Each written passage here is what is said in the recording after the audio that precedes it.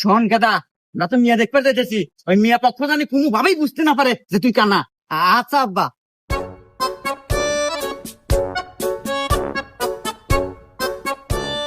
তো বাবা যে আসতে কোনো সমস্যা নাই তো? না, আমার কোনো সমস্যা হয় নাই। আচ্ছা যাই হোক, এখন কো আমাদের মেয়ে পছন্দ হলো নাকি? বিয়াই সাহেব, আমাদের পক্ষে তো কোনো সমস্যা নাই, মিয়া আমাদের খুব পছন্দ হয়েছে। আলহামদুলিল্লাহ, বিয়ে যাওয়া তো পাকাপুক্তি হইলো, তাহলে এই সুবাদে মিষ্টি মুখ করা যায়। বাবাজি, তাহলে তোমার হাত দিয়ে সবাক মিষ্টি মুখটা করাই দাও।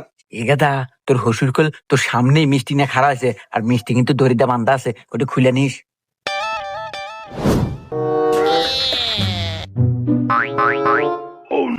শ্বশুর আব্বা, মিষ্টি তো হুক নক না কে, মনে হয় মিষ্টি ছুরা কম দিছে।